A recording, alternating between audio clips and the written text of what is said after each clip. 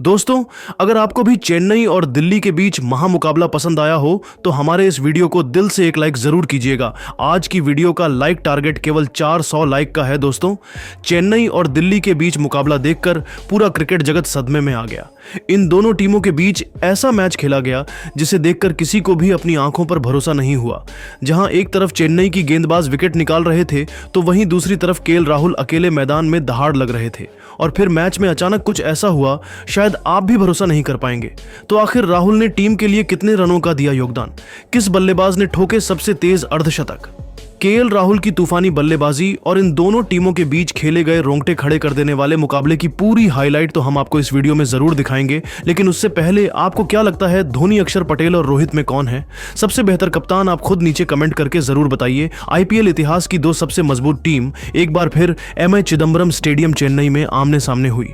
इस मुकाबले में सिक्का उछाला गया तो दिल्ली कैपिटल ने जीता और पहले बल्लेबाजी करने का फैसला किया और चेन्नई की टीम को गेंदबाजी करने के लिए आमंत्रित किया। दिल्ली की तरफ से इस मुकाबले में परी की शुरुआत करने के लिए दो खूंखार बल्लेबाज केएल राहुल के साथ फ्रेजर मार्क गर्ग आए। यह दोनों खिलाड़ी आक्रामक अंदाज में नजर आ रहे थे। वहीं चेन्नई की तरफ से पहले ओवर लेकर आए खलील अहमद। शानदार गेंदबाजी कर रहे थे, बल्लेबाजों को खूब परेशान कर रहे थे और तभी ओवर की 5वीं गेंद पर खलील अहमद ने फ्रेजर को पवेलियन का रास्ता दिखाकर अपनी टीम को पहली सफलता दिला दी। दिल्ली का बिना खाता खुले पहला झटका लग गया।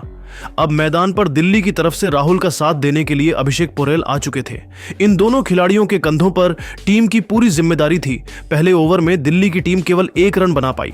दूसरे ओवर में चेन्नई की तरफ से गेंदबाजी करने आए मुकेश चौधरी, लेकिन इनका स्वागत अभिषेक ने दूसरी गेंद पर करारा प्रहार करते हुए चौका जड़कर किया। वहीं तीसरी गेंद पर अभिषेक ने करारा शॉट लगाते हुए छक्का जड़ दिया और मुकेश चौधरी की जमकर कुटाई कर दी। इसके बाद भी इनका बल्ला रुकने का नाम नहीं लिया। चौथी और 5वीं गेंद को भी उन्होंने चौके में तब्दील कर दिया और इस ओवर से 19 रन बटोरकर अपनी टीम को 2 ओवर में ही 20 रनों तक पहुंचा दिया। दिल्ली का विकेट गिरने के बाद भी टीम को बेहतरीन शुरुआत मिल चुकी थी।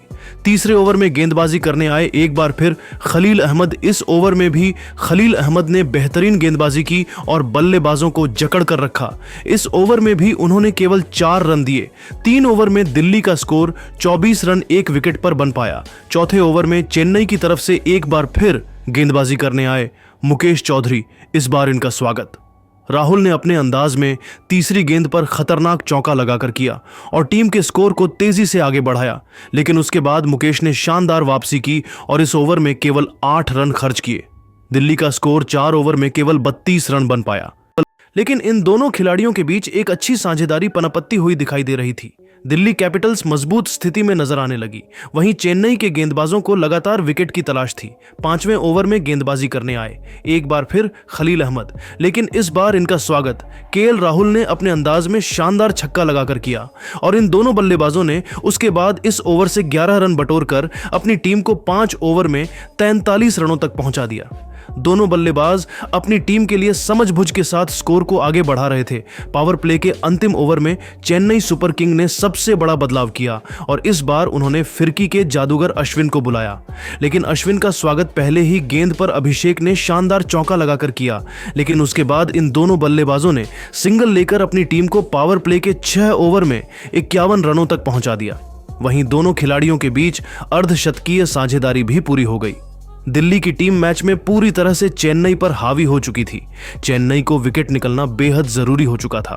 पावर प्ले के बाद 7वें ओवर में चेन्नई की तरफ से एक बार फिर बॉलिंग स्पेल में सबसे बड़ा बदलाव देखने को मिला और इस बार आर्थुराज गायकवाड़ ने सबसे अधिक भरोसा जताकर रविंद्र जडेजा को गेंद थमाई और जडेजा ने भी उनकी उम्मीदों पर खड़े उतरते हुए अभिषेक को ओवर की 5वीं गेंद पर पवेलियन का रास्ता दिखाकर अपनी टीम को दूसरी बड़ी सफलता 54 रनों के स्कोर पर दिला दी।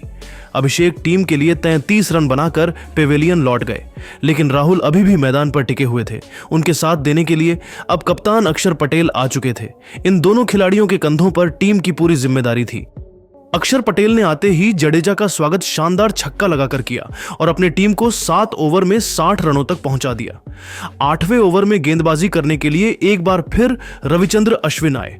शानदार गेंदबाजी कर रहे थे, लेकिन ओवर की अंतिम गेंद पर आरक्षण पटेल ने चौका जड़कर अपनी टीम को 8 ओवर में 67 रनों तक पहुंचा दिया। 9वें ओवर में चेन्नई की टीम ने अपनी बॉलिंग में एक बार फिर बड़ा बदलाव किया और इस बार उन्होंने पर्पल कैप होल्डर नूर अहमद को बुलाया, लेकिन उनका स्वागत 5वीं गेंद पर अक्षर पटेल ने शानदार चौका लगाकर किया और टीम के स्कोर को तेजी से आगे बढ़ाया।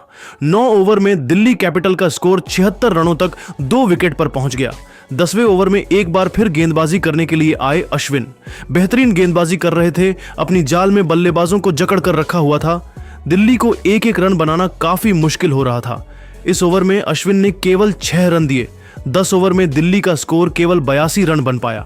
अभी तक मुकाबला पूरी तरह से बराबरी पर चल रहा था, लेकिन इन दोनों खिलाड़ियों के बीच अच्छी साझेदारी पनपती हुई दिखाई दे रही थी। दिल्ली की टीम थोड़ा सा मैच में आगे निकल रही थी।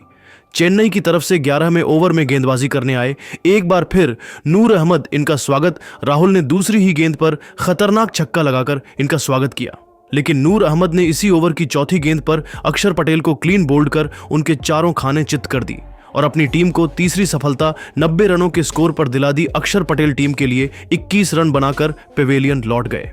चेन्नई की टीम मैच में अब वापसी करती हुई नजर आ रही थी, लेकिन राहुल एक तरफ से मैदान पर टिके हुए थे। उनके साथ देने के लिए अब नए बल्लेबाज समीर रिजवी आ चुके थे। इन दोनों खिलाड़ियों के कंधों पर टीम की पूरी जिम्मेदारी आ चुकी थी।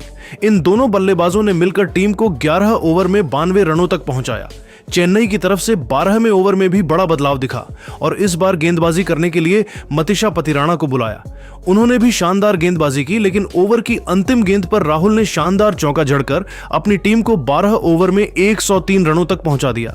चेन्नई की तरफ से 13वें ओवर में एक बार फिर गेंदबाजी करने आए रविंद्र जडेजा, लेकिन इनका स्वागत राहुल ने 2 कदम आगे बढ़कर शानदार छक्का लगाकर किया और अपने अर्धशतक की तरफ बढ़ गए और इस ओवर से 10 रन बटोरकर अपनी टीम को 13 ओवर में 113 रनों तक पहुंचा दिया। 14वें ओवर में एक बार फिर गेंदबाजी करने आए पथिराना। इसी ओवर की दूसरी गेंद पर राहुल ने सिंगल लेकर अपना अर्धशतक 33 गेंद में ठोक दिया।